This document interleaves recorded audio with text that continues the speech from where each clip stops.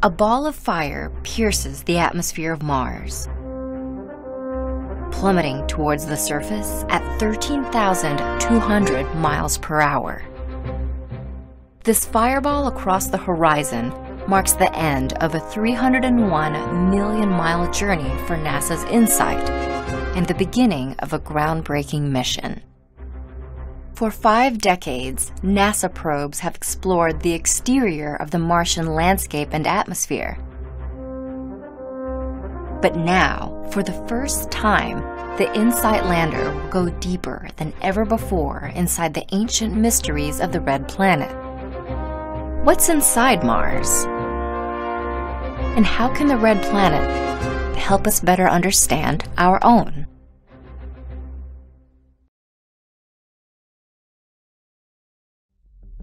Go Atlas. Go InSight. This is the Atlas V. 4, 3. On May 5th, 2018, it became the first rocket to launch an interplanetary mission from the west coast of the United States. Cruising through space for 205 days, InSight will fly almost halfway around the Sun and eventually intersect with its final destination, Mars. The fourth planet from the Sun, Mars is the second smallest in the solar system. It's a rocky planet like Earth, but much of what's inside is still a mystery. To give us a window into Mars's deep interior, NASA's InSight lander will check the planet's vital signs for clues. Unlike previous Mars missions, this probe will stay in one place for the duration of its mission. First, it will check its pulse. Its sensitive seismometer will gauge vibrations from meteor impacts or Marsquakes caused by shifting rocks. Listening to these shakes and quakes will make it possible for us to determine the depth and composition of its crust, mantle, and core. Next, InSight will check the planet's temperature. Its heat probe will burrow deep underground up to a depth of 16 feet beneath the Martian surface. This groundbreaking device will measure the planet's interior temperatures and track how they fluctuate throughout the year. To complete its checkup, InSight will test the reflexes of Mars by measuring small changes in a radio signal from Earth. This will show us how much the planet wobbles in its rotation, which can give us clues about its core composition. If Mars has a liquid core, its rotation will be more wobbly. And if its core is more solid, we'll see less wobbling. When studied together, these vital signs will give us valuable insight into rocky planets, as well as improve our understanding of how they form. It's exciting to consider the future possibilities of human habitation on Mars. But as we look forward, we must also make sure to look backwards to learn from our solar system's ancient past. Who knows what secrets the universe might reveal?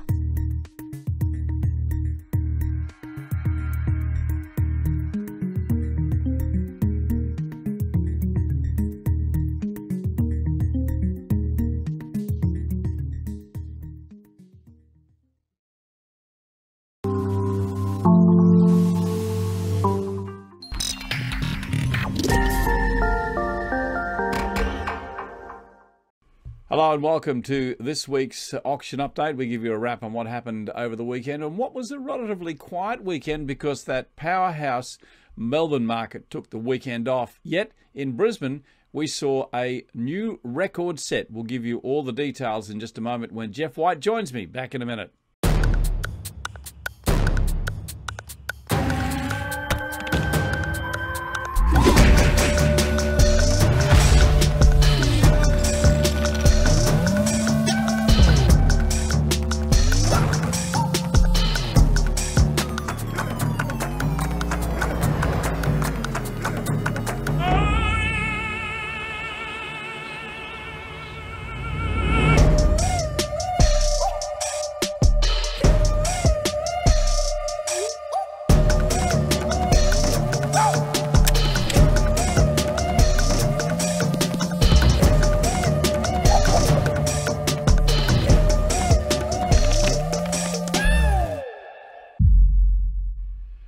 once again to Geoff White from CoreLogic. G'day, Geoff. How you doing?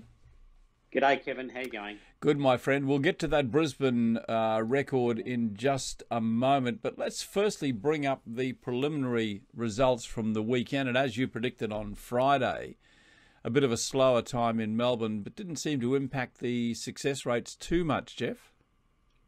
No, that's right, Kevin. It can either be one thing or the other, to be quite honest, when the numbers are down. But in the Melbourne market on the weekend, 215 auctions have been held and a clearance rate of 53.5. So very consistent with what it's been in the last few weeks. So we've had long weekends in both in Melbourne, Canberra, Tasmania, and also Adelaide. So the numbers are down overall. Yeah.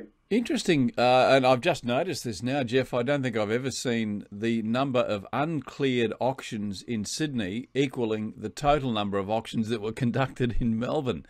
It just highlights, how many agents took a break over the weekend in Melbourne.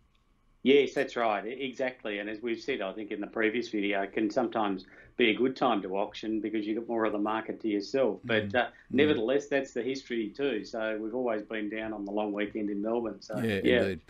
Brisbane market, 116 auctions, and we'll get to that auction that was absolutely spectacular under the hammer over the weekend. But 31.3% out of Brisbane, Geoff? Yes, that's right. Look, it hasn't been, out of the ordinary. I think that's about where it's been sitting with 116 auctions. I think the good one has been Sydney as well. Still 58.2% with 702 auctions. So, the market seems to be holding in terms of auctions in Sydney. Adelaide, 55.3, that albeit long weekend there. See, the reverse can apply, with long weekends. Melbourne held up and so did Adelaide with 67 auctions only. But then you go to Canberra where there was a holiday as well and 27.8%, which is well down, but only 44 auctions. And, of course, Perth, a fairly stable result with 27.3 from 49 auctions, Kevin. Indeed.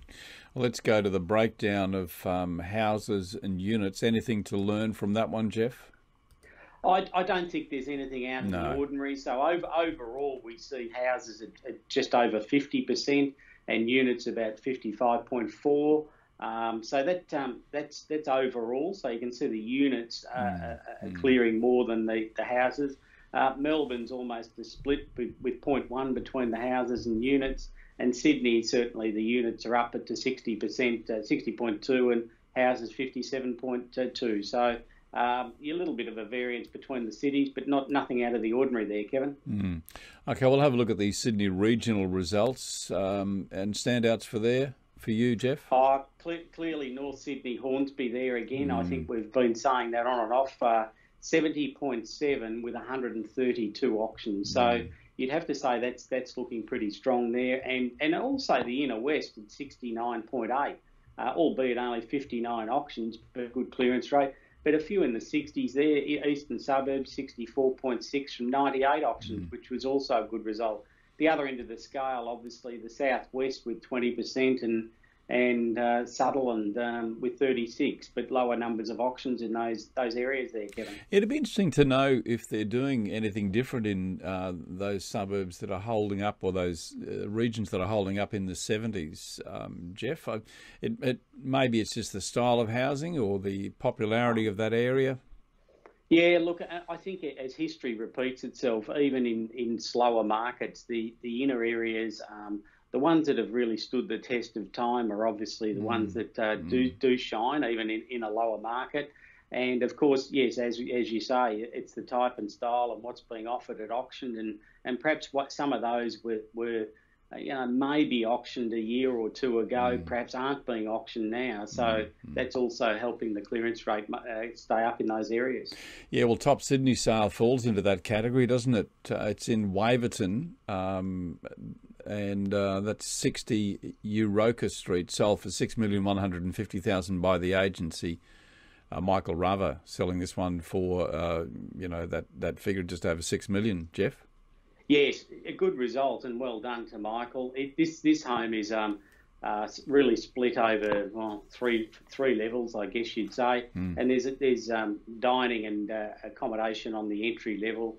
Level 1 bedroom. There's also another living room and the 3 other bedrooms on the top floor. It's a particularly good property and well located, as we know, and well presented too. It's been architecturally designed. It's award winning and has everything that you'd really want in terms of modern conveniences. And Michael went to great lengths on his website to highlight the locations to schools and private and pre and childcare and all of those sorts of things. And when you think about it, in amongst it all. So what a terrific location. So again, well done, Michael. Yeah, it is about location. Highlights the point we made earlier. Let's move to Melbourne now. Sub-regions there, inner holding up quite well. A couple of regions in the 60s, but we can't draw too much from this because of the low numbers, Geoff. Low numbers, but it's fairly consistent with what we've been experiencing over the last couple of weeks. I think the northwest certainly picked up a bit there at 51.5 with 36 auctions. So that was the highest sub-region in terms of auctions. But yes, inner south at 62.5, but again, only 21 auctions there, Kevin. But, put a ring around that 50, early 50s. Some are pushing into the 60s, like the inner area, 65% from 25 auctions. So a pretty stable result in Melbourne, albeit the numbers were down. Top sale in Melbourne was in Elwood, 6 Vortier Street. Yeah, 2,555,000 Chisholm and Gammon. And Carolyn and Torsten selling this one. 4-bedroom, 1-bathroom, 4-car. Yeah, Vortier Street is a really top location in Elwood. A prime street runs down to Ormond Esplanade. This particular home is, we've got a lot of Californian bungalow or Californian style. Which is what everyone wants. The accommodation is 4-bed, 1 bath. You can get about 4 cars off the street. It's got the pool at the back. Obviously, the potential to renovate or do something else with the site. And a particularly good site in terms of Elwood standards as well. But a classic 1920 style house and very much in demand in the beach areas of Melbourne. Yeah. Got a treat coming up for you in just a moment. We're going to give you the top sale out of Brisbane, which was set a record in Brisbane. We'll tell you more about that. We'll talk to the agent. Back in just a moment.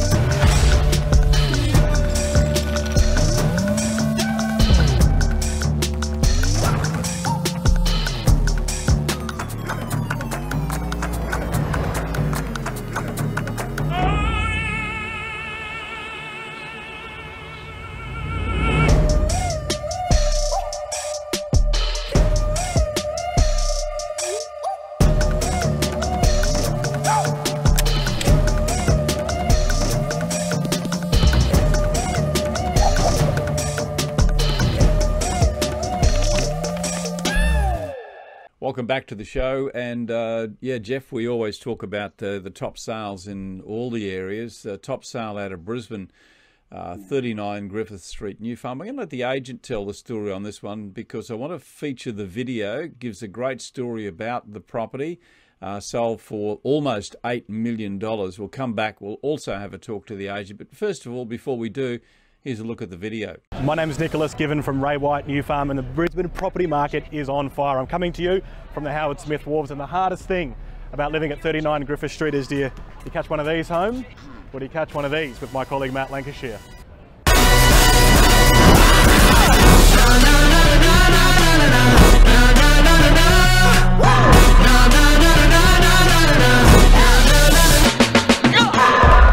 Just a short jet ski away from the Howard Smith Wharfs, this 873 square metre direct riverfront property is a must-see. Welcome to 39 Griffith Street at New Farm. The ears of the listeners on deck, take a swing, sharper senses looking for a weakness in the system. Finally, it's you and me, here shaking like a tambourine. We in this finally, both sides of the cemetery. Attention people, y'all get ready.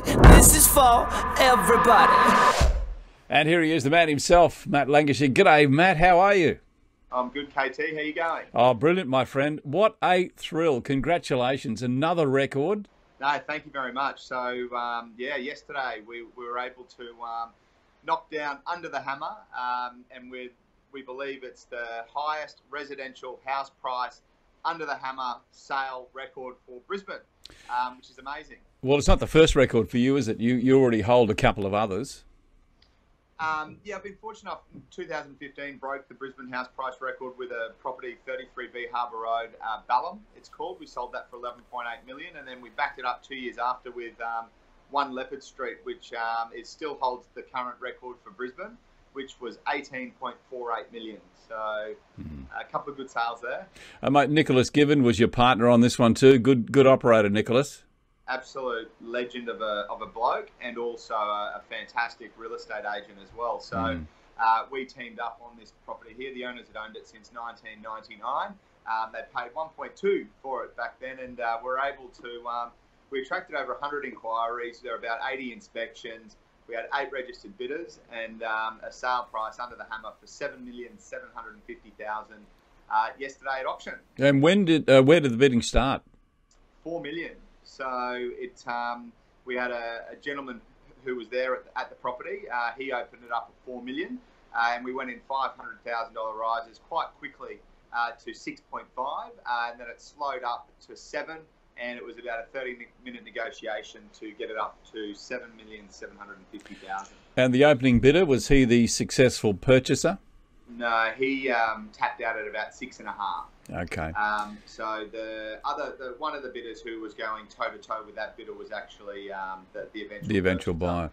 And did they bid on them on their own, or did they have a buyer's agent working for them? Well, great question. We had one buyer's agent there, Jordan Navybox from Cohen Handler, who was representing one of the purchasers. He did a fantastic job. His buyer, I believe, tapped out at 6.5. So the other buyer was at 6. He was at 6.5, and did a really good job of bidding. And buyers agents are becoming so important in the landscape of real estate. And we would do 4 or 5, maybe 6 deals a month. With a group of different buyers agents across Brisbane, but in this part of the market, it's having someone to represent you when it's such a big sale can work in an advantage. So. Yeah, mate. Leading into our chat, we played the marketing video that you did. Interesting to see you on the jet ski there, my friend. Yeah. Is that something you're going to be doing more of? Look, it's Look, we have been doing quite a bit of it. I released a property video last week where we had a helicopter chopper into the property at Pullenvale. This one here, obviously, the Griffith Street's so close to the Howard Smith Wharf, so we wanted to give a representation of how close it actually is to the action. So it was literally a 30-second jet ski ride from Howard Smith Wharf to the pontoon of this property, and it was pretty cool. Nick Given still a bit scarred from it. We ended up. He was on the back of the jet ski, and we ended up in the Brisbane River, both of us in our suits, surrounded by bull sharks, no doubt. And wow, it was, that would have been after you did the shot that we saw you in, because you looked to me as if you're on the jet ski on your own. Is that right? Nick wouldn't get back on it, so yes, you are correct. And then secondly, the video, you might not be able to see, we had to darken it because we only had one shot at it, and I had to do that. I was drenched wet doing my introduction, so it's it was a bit of fun for that one. Hey mate, congratulations. I'll let you get back to your well-deserved break there, and look forward to you breaking the only other record I think you don't have in Brisbane. Yes, well, there's a few on the horizon this year, so we're talking to a couple of properties that I'll report to you in the next couple of weeks. That looks like has a very good chance of breaking the Brisbane house price record again. Mate, congratulations. Fantastic. Thanks, KT. Keep up the good work. Hit the surf there, mate. It's looking spectacular. I'm about to. Don't worry. Good on you, buddy. Thanks, Talk mate. soon. Cheers. See you, mate. Yeah, great result there, Geoff, wasn't it? Well, what a property, though. I mean, This is once in a lifetime. This is a dream come true. I think people probably lie awake at night dreaming about these sorts of properties, and what a one it is at 873 square metres with true river frontage there. World class property. Yeah, I saw where the auctioneer actually did the auction on that landing that we would have seen there.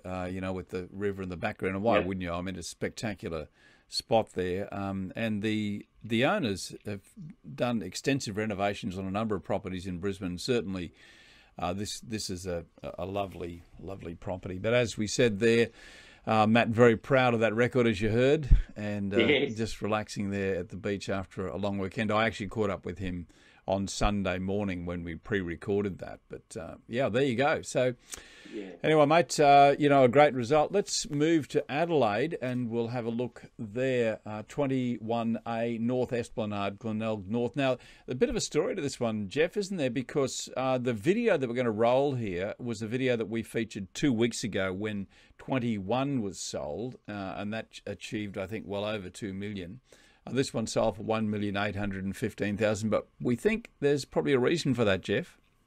Yeah, so this property, according to Jamie Brown, he was being offered under instruction from a mortgagee in possession, and it wasn't really finished. So it gives the buyer the opportunity to go in and put their own stamp of approval on it and do their own finishing off the renovation there.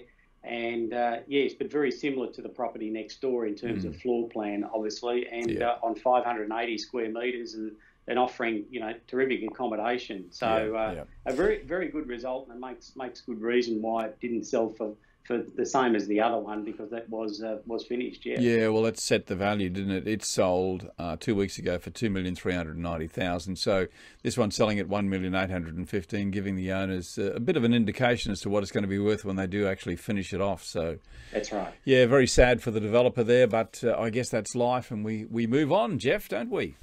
Exactly right, but a good result in for that one, and well done, Jamie. Yeah, I want to bring up the clearance rate rolling averages again, which tell another continuing great story as those auction rates do actually continue to pick up, Geoff. Yes, that's right, and this is really good to see the trend in terms of the auction numbers and the clearance rates, more like. And that dip in the coming out of 2018 into early this year, you can see that tail that's going up is growing, and that indicates that the clearance rates have been higher and consistently higher than what they were late last year. So that's the promising sign in terms of the auction market, and you can see that the trend has certainly changed. It's a clear U-turn in terms of the trend, which is positive for those that are contemplating auctioning their property at the moment. Yeah, there's another point too, Geoff, and that is that over the last decade or so, and of course these figures do go back a decade, auctions back in 2009 probably not as popular as they are now in some of the cap cities like Brisbane, even Adelaide and Perth. And as we're seeing more auctions come through and agents get more skilled at how to do them, we're going to see those clearance rates have a lot more meaning. Yeah, that's right. Auctions have been predominantly Sydney and Melbourne prevalent in Sydney and Melbourne because of the way the market's been going. So what a great opportunity for some of those other cities to capitalise on the auction method of marketing. And the transparency that auctions provides is great for not only vendors but also buyers. So that's what and that's certainly we're seeing the trend starting to pick up, certainly in Brisbane and to some extent in the other capitals as well. So as always. Hey Geoff, great talking to you, my friend. Look forward to catching up on Friday. We'll have a look. Any indication yet as to what it's going to be like next weekend? Will there be a bit of a backlog, do you think, coming out of Melbourne? I think it'll be back to where it was, probably more like last week at this stage. So it just takes a bit of a break this week, and then back to more normal over the course of next week. And then we've got the run up to Easter. So busy time. Yeah. What happens over Easter traditionally, Geoff? Look, you won't find any auctions really the weekend of Easter. Easter Sunday would almost be you'd be hung out at to dry if you auctioned anything on Easter Sunday, I think. So that's right. So look, I think you'll find it'll virtually stop to a halt. Agents will tend to open properties and that sort of thing on the Saturdays, but not so much do the auctions over the Saturday-Sunday period. So numbers will be down then, but we'll have a busy time up to that period. Well, as always, we will certainly be on deck to bring whatever excitement there is to you over that weekend and all the other weekends. Hey, Geoff White from CoreLogic, thank you for your time, your insight, and look forward to talking to you again on Friday, my friend. Thanks, Kevin. Thanks very much.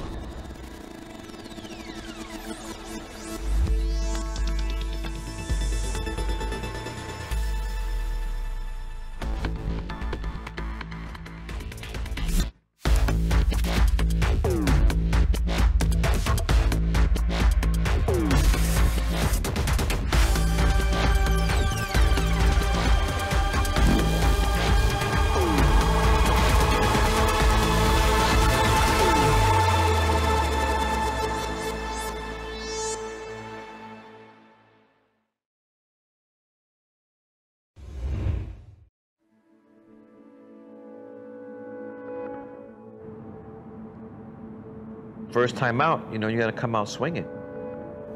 We had a goal. I mean, She's Gonna Have It did not happen right after NY Film School. You know, so all the time after graduating film school, I was working towards my first feature. People are not gonna come to New York City because Spike Lee says anything. I mean, New York City is the advertisement, you know, of its own.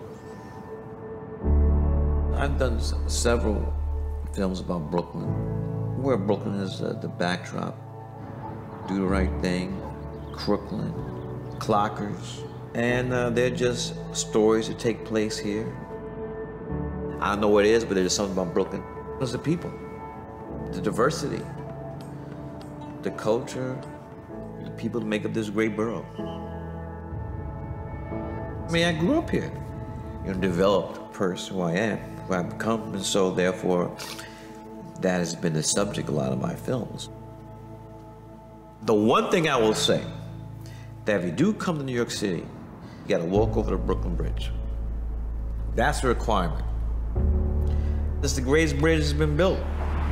London Bridge is small potatoes compared to the Brooklyn Bridge.